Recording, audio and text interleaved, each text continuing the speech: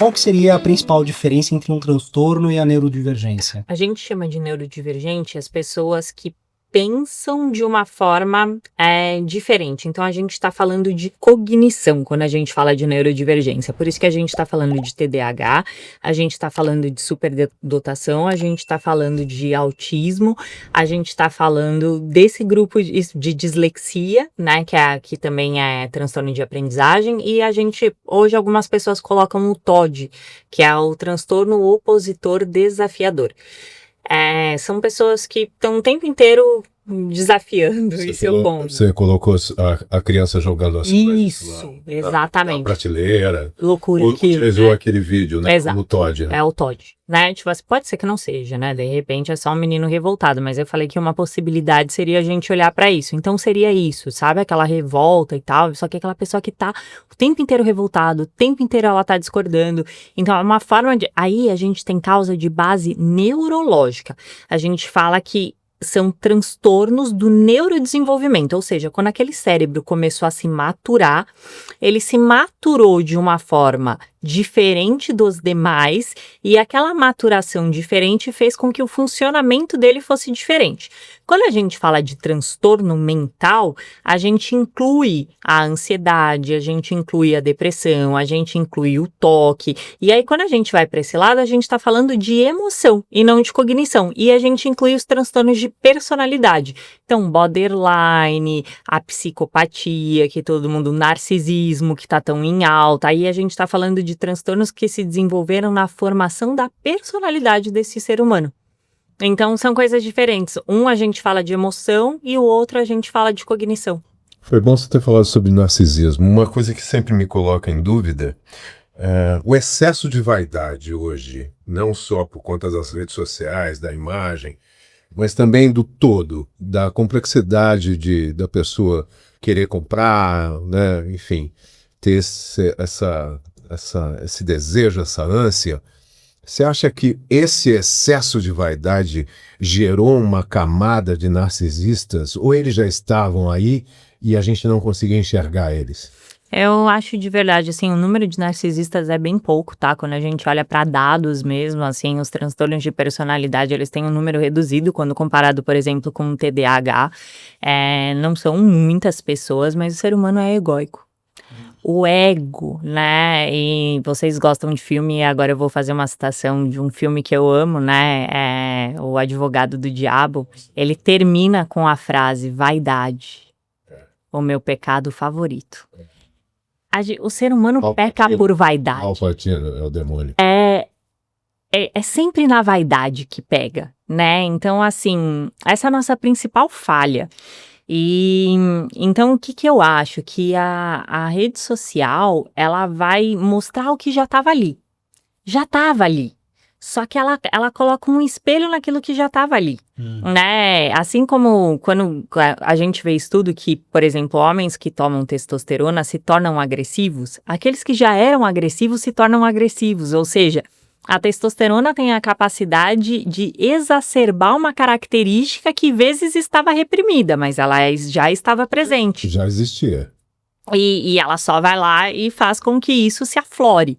E a rede social faz exatamente a mesma coisa, né? Porque você posta o que você tem orgulho.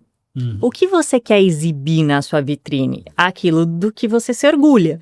Se você tem orgulho da sua profissão, muito provavelmente você vai fazer uma exibição daquela profissão, porque aquilo é algo que te orgulha. Se você tem orgulho da sua família, é isso que você vai exibir.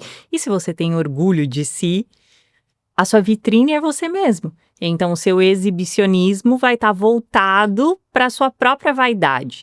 E aí, a gente pode falar de outras coisas que vão deixar o público bem chateado, mas assim, qual que é a necessidade por trás de você exibir a si mesmo de tal maneira para que você consiga elogios, né? Muito provavelmente você realmente não acreditar naquilo, né? Mas precisar de uma validação externa. Impressionante. Não, faz muito sentido. E às vezes a pessoa pode tentar buscar essa validação até pelo oposto da vaidade, talvez por um complexo de inferioridade, mas no momento que ela tem ali alguma exposição elogiada, né, ela acaba sentindo mais. E eu acho que esse é o principal perigo da internet, tá? Eu acho que a internet, ela é cruel. Porque ou o público brasileiro, né, talvez, não sei, Eu acho que é geral. Eu acho que é geral. também acho que é mundial, assim. Qual que é o grande perigo da internet? A internet, ela exalta e aplaude os maus comportamentos. Então, assim, se você postar um vídeo falando uma reflexão que você teve importante, algum insight que você teve, esse vídeo vai ter um baixo número de visualizações e pouquíssimos comentários. As pessoas podem até gostar desse vídeo, de repente salvar esse vídeo para assistir, aquilo pode até tocar ela, mas ela não vai ter tanto instinto de ir lá e curtir aquilo e comentar aquilo. Em contrapartida, se você mostrar a bunda, aquilo gera um alcance absurdo. E aí, o que você começa a fazer, né? Dentro da psicologia, principalmente da TCC, que é a linha que eu sigo, tá? Que é terapia cognitivo-comportamental. A gente tem algo que a gente chama de reforço positivo. O que é reforço positivo? É reforçar um comportamento, né? Então, a gente tá lá condicionando um cachorrinho, toda vez que ele dá patinha, você dá o biscoitinho. Ele não tá te dando a patinha porque ele quer, porque ele acha... Ele só quer o biscoito. E a gente faz isso, por que a gente trabalha? Porque você quer o salário. Se você ganhar na loteria, ou sei lá, se a gente perguntar para grande 89% da população, vai falar que não trabalharia caso não precisasse do dinheiro. Ela é o cachorro que quer o biscoitinho. A gente é assim, né? O reforço positivo, ele é exatamente a nossa forma de condicionamento. E a pessoa vê um monte de curtida, o que ela fala? Ah, quer saber? Vou parar de estudar, vou parar de ler, vou parar de falar de livro, vou mostrar a bunda. Ah, aí você faz uma graça bem idiota, uma pegadinha, uma coisa muito... E isso bomba.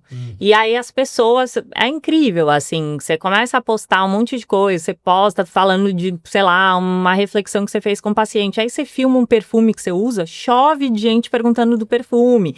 Então, assim, a validação... Então, por isso que você tem que ter muito, muito cuidado. Porque se o seu interesse ali dentro é número e os números fazem crescer os olhos, né, bastante, você fala, ai, nossa, tá tendo muito alcance, não sei quando você vê, você tá mostrando a bunda. Se você deixar esse tipo de reforço te levar, se você não tiver maturidade suficiente para entender que não é isso que você quer, você é mais um ali, e é por isso que tantos se perdem no meio desse caminho. Você vê tanta gente que começou com um conteúdo muito bacana e que começa a migrar para um conteúdo que eles chamam de entretenimento, mas que nada mais é do que baboseira. Mas por quê? Porque o público valida isso. Né? As pessoas, você posta um meme, o meme alcança milhões. E aí você faz um vídeo super elaborado, com um super pensamento, você se dedica. E é o seu caso. E não gera esse alcance. Eu tive um vídeo bom, eu tive um vídeo de 15 milhões. Caramba. Eu tive uma experiência de viver isso, eu posso dizer que eu vivi isso, assim. É louco demais, é minutos e é sem parar, assim, é sem parar, é sem parar, é sem parar, é sem parar. Você entra e o negócio gira e gira e gira e gira, dá um pouco de medo. A sensação que você tem um pouco te amedronta um pouco, assim. E eu não tinha preparo, porque foi logo no começo, foi um vídeo de TDAH, na época TDAH era um assunto que estava muito em alta. E eu não tinha como responder às pessoas, eu não tinha equipe, eu não tinha ninguém, eu não tinha... Então, assim, eu perdi um monte de oportunidade, porque o meu vídeo viralizou dia 22 de dezembro e eu terminei de responder às pessoas dia 6 de fevereiro. Nossa. Isso aconteceu comigo, mas não foi de milhões, assim, mas foi de uns... Começou a girar o meu YouTube, assim, absurdamente, começou a rodar, e por conta do personagem que eu dublo, e eu fui lá e expus a cara. Eu sou o dublador do fulano de tal, do Negan em The Walking Dead, pronto. Aquilo começou a girar uma loucura também.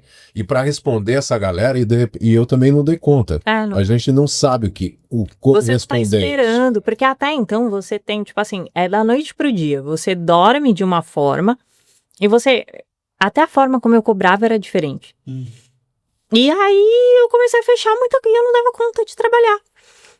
Eu fechei um monte de negócio que eu falava, meu Deus, eu vou ter que trabalhar de domingo, não sei o quê. Porque eu acho que as pessoas vieram esperando um valor e era um valor muito baixo. Porque era o que eu tava acostumada a cobrar, né? E aí eu não dei conta. Então foi muito assustadora. Esse aqui foi mais um corte do canal de cortes do Macaco Neutro Podcast. Agora clica nesse link abaixo para assistir, porque esse episódio tá maravilhoso. Novas entrevistas todas as semanas. Não deixa de seguir e se inscreva no canal.